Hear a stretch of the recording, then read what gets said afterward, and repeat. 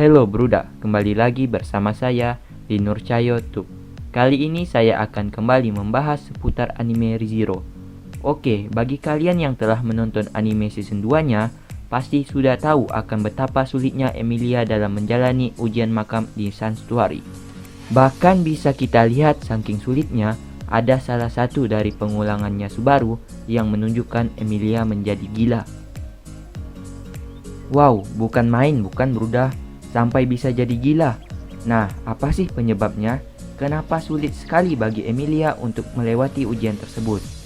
Video kali ini akan sedikit membahas mengenai alasannya, agar rasa penasaran para Bruda sekalian bisa sedikit terpuaskan. Hehehehe. Nah, ujian makam pertama merupakan ujian yang dibuat agar si penantang merasakan masa lalu pahit yang pernah dialaminya. Namun sebenarnya untuk lolos dari ujian ini cukup sederhana. Cukup menerima akan masa lalu tersebut atau menolak akan masa lalu tersebut. Cukup itu saja jawaban yang diperlukan agar lulus dari ujian tersebut. Sumbernya merupakan dari perkataan Ekidona sendiri. Ya, sumbernya dari si pembuat ujiannya sendiri. Jadi sudah dipastikan valid ya Bruda. Poin inilah yang membuat Emilia sulit untuk lolos dari ujian tersebut. Emilia tidak bisa menentukan pilihan apakah akan menerima atau menolak masa lalunya. Saking tidak bisa menentukan, Emilia malahan membuat tembok ilusi agar terhindar dari masa lalunya. Tembok ilusinya merupakan di mana Emilia membuat dirinya percaya bahwa masa lalu yang ditunjukkan di ujian makam merupakan masa lalunya yang sebenarnya. Ya, hal itulah yang membuat Emilia tidak lulus. Loh, kok gitu? Oke, akan saya jelaskan Bruda. Masa lalu yang diperlihatkan pada ujian makam ini berasal dari ingatan si penantang. Percikan dari ingatan tersebut dikumpulkan dan dibuatlah dunia buatan yang hampir persis mirip dengan ingatan tersebut. Oke, saya tekankan ya poinnya, yaitu hampir persis mirip. Jadi nggak mirip 100%. Selain itu juga Emilia ini tidak mengingat sebagian dari masa lalunya. Ya, bisa dibilang hilang ingatan deh. Jadi masa lalu yang ditunjukkan pada ujian makam ini hanya sebagian dari ingatan Emilia dan sebagian yang lainnya tidak. Jadi dapat disimpulkan di mana Emilia yang menganggap masa lalu yang ditunjukkan di ujian sebagai masa lalunya merupakan cara kaburnya terhadap masa lalu yang terlupakan. Jadi tentu saja Emilia tidak bisa lulus. Bisa dikatakan Emilia tidak bisa menerima masa lalunya, namun juga tidak bisa menolak masa lalunya. Tentunya kalian penasaran bukan? Apa sih masa lalu Emilia?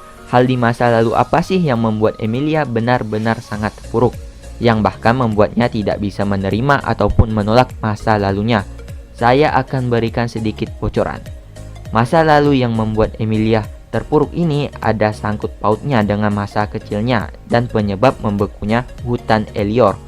Hutan Elior ini merupakan hutan yang tertutupi es abadi, tempat es menyebar di seluruh dunia. Nah, si Emilia ini percaya kalau dia termasuk salah satu penyebab hutan Elior tersebut membeku. Walaupun dia tidak ingat detailnya dan tidak ingat apakah memang dia penyebabnya, tapi dia percaya kalau dialah penyebabnya. Alasannya adalah sepercik ingatan yang mana dia dipanggil oleh penduduk hutan tersebut dengan sebutan benih bencana, anak iblis, serta anak penyihir. Tapi kan belum jelas hanya karena kata-kata tersebut. Kata-kata tersebut tidak bisa dijadikan penentu bahwa Emilia lah yang menyebabkan hutan Elior membeku. Ya pokoknya kompleks banget dah pemikiran si Emilia ini. Saya aja kurang paham Bruda. Hehehe. Bisa-bisanya menyalahkan diri sendiri, padahal tidak tahu pasti kalau dialah penyebabnya. Dan ada satu poin tambahan nih Bruda. Poin yang membuat Emilia percaya kalau dia memiliki kemungkinan sebagai penyebab membekunya hutan Elior. Poin itu adalah konsistensinya Puck.